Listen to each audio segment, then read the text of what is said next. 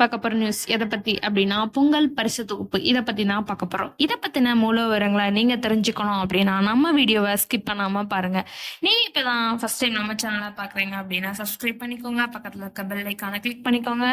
வாங்க இப்ப நம்ம வீடியோக்குள்ள போகலாம். குடும்ப தலைவிகளுக்கு மாதம் ரூ. 1000 உரிமை தொகை தமிழ்நாடு அரசு கொடுத்து வரும் நிலையில், அனைத்து ரேஷன் கார்டுகளுக்கும் வரும் ஜனவரி மாதம் ரூ. 1000 வழங்க தமிழ்நாடு அரசு முடிவெடுத்துள்ளது என்ற தகவல் வெளியாகி பொங்கல் பரிசு தொகுப்போடு ரூ. 1000 வரும் அறிவிப்பு வரும் ஜனவரி 14ஆம் தேதி பொங்கல் விழா கொண்டாடப்பட உள்ள நிலையில் கடந்த ஆண்டு தமிழ்நாடு அரசு பொங்கல் பரிசு தொகுப்பு வழங்கியது போல இந்த ஆண்டும் தர முடிவு எடுக்கப்பட்டுள்ளது. ரேஷன் அட்டைதாரர்களுக்கும் 1 கிலோ பச்சரிசி, சர்க்கரை, ஒரு முழு கரும்போடு ரூ. 1000 ரொக்கத்தையும் பொதுமக்களுக்கு அளிக்க தமிழ்நாடு அரசு திட்டமிட்டு வருகிறது.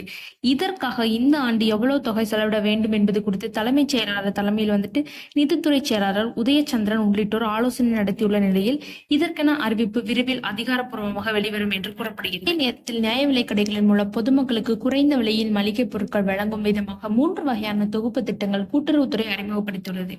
அதன்படி இனிப்பு பொங்கல் தொகுப்பு ரூ. 199 கிடைக்கும். அதில் 1/2 கிலோ பச்சரிசி, பாகு வெல்லம், 5 கிராம் ஏலக்காய், தலா 50 கிராம் முந்திரி, திராட்சை, ஆவின் நெய், 100 கிராம் பாசிப்பருப்பு ஆகியவை ஒரு துணை பையில் போட்டு தரப்படும். பொங்கல் பரிசு தொகுப்பு ரூ. 499 வழங்குகிறது. அதில் 1/2 லிட்டர் செக்கு எண்ணெய், 20 மளிகை பொருட்கள் ஒரு துணி பையில் வைத்து தரும். அதே மாதிரி பெரும் பொங்கல் தொகுப்பு ரூ. 999 ரேஷன் கடைகள் மூலம் பெற்றுக்கொள்ளலாம். அதில் பொங்கலுக்கு தேவையான பொருட்கள் உட்பட்ட 35 வகையான பொருட்கள் இடம்பெற்றுள்ளன. இந்த பொருட்கள் மாநிலம் முழுவதும் வரும் ஜனவரி மாதம் முதல் ரேஷன் கடைகள் மூலம் விற்பனை செய்யப்பட உள்ளது.